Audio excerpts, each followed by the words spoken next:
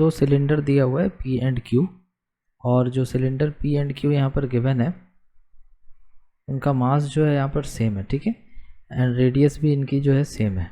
तो दो सिलेंडर आप ले लो, एक सिलेंडर ऐसा है, ठीक है, इसकी मास ले लो m और radius r।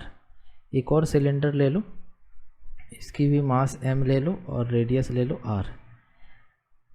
Start rolling down a fixed inclined plane. एक इंक्लाइंड प्लेन भी आपको लेना है और उस इंक्लाइंड प्लेन में फिक्स्ड है ये इंक्लाइंड प्लेन, और इसमें जो सिलेंडर है ये रोल करता हुआ नीचे आएगा। हाइट जो है दोनों में सेम है और सेम टाइम पे दोनों को छोड़ा गया है। Cylinder P has most of its mass, ये P सिलेंडर है और ये Q सिलेंडर है।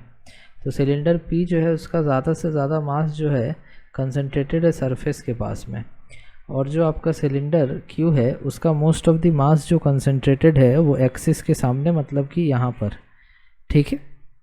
तो इनमें से कौन सा स्टेटमेंट जो है करेक्ट है? तो ध्यान से देखो कि पहला स्टेटमेंट कह रहा है both cylinder P and Q reach the ground at the same time. Cylinder P has larger linear acceleration than cylinder Q। Both cylinders reach the ground with the same translational kinetic energy. Cylinder Q reaches the ground with larger angular speed.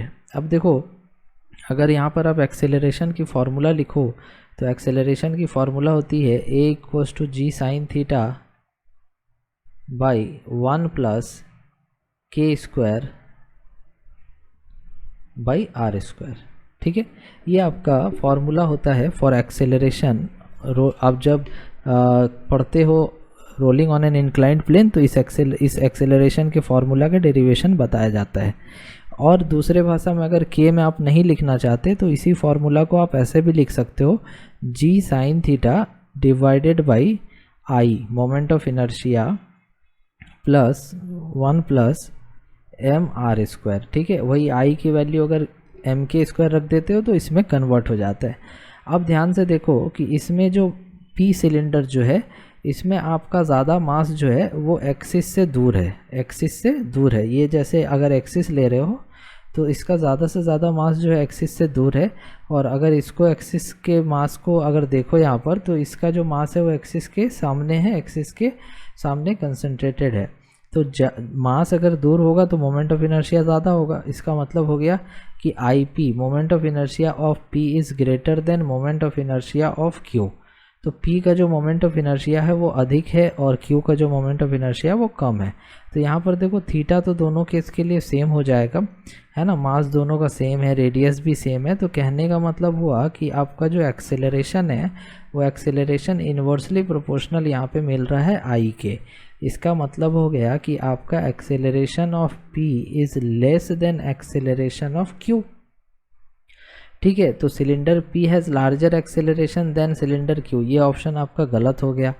उसके बाद देखो कि अगर आप यहाँ पर बात करो कि अगर P का एक्सेलरेशन कम है और Q का एक्सेलरेशन ज़्यादा है तो जब नीचे पहुँचेगा तो वेलोसिटी ज़्यादा होगा ना P Q का, किसके साथ? P से। तो P से ज़्यादा वेलोसिटी Q का होगा। इसका ये मतलब हुआ कि जिसका वेलोसिटी ज़्यादा होगा उसका एंगुलर वेलोसिटी भी ज़्यादा होगा, एंगुलर स्पीड भी ज़्यादा होगा, क्योंकि v हम लोग क्या लिखते हैं, ω/r लिखते हैं। तो यहाँ पर जब आप देखोगे तो वेलोसिटी ऑफ P लेस है और वेलोसिटी ऑफ Q जो है ज़्यादा है। इसका मतलब हो गया कि आपका ω/P is less then ω/Q। Means ये ऑप्शन देखो, cylinder Q has reaches the ground with larger angular speed. इसका मतलब कि ऑप्शन 4 जो है वो सही ऑप्शन होना चाहिए। अब ऑप्शन A और C क्यों गलत होगा? तो both cylinder P and Q reach the ground at the same time. तो अगर एक्सेलरेशन Q का ज़्यादा है तो वो तो जल्दी पहुंचेगा ना, जल्दी एक्सेलरेट करता हुआ वेलोसिटी उसका तेज़ी से बढ़ेगा और वो Q जो है ग्राउंड पे पहले पहुंच जाएगा। तो इस वजह से यहाँ पर आप देखो कि दोनों सेम टाइम में नहीं पहुँचेगा, इसलिए ये ऑप्शन भी गलत है। और C ऑप्शन देखो कि both cylinder reach the ground with the same translational kinetic energy. अब काइनेटिक एनर्जी आप ½ mv² लिखते हो और आपको पता है कि यहाँ पर जो है Q की वेलोसिटी ज़्यादा है तो उसकी काइनेटिक एनर्जी भी ज़्यादा होनी चाहिए, तो सेम ये नहीं होगा। इस वजह से हमारा ऑप्शन D जो है वो सही ऑप्शन होगा।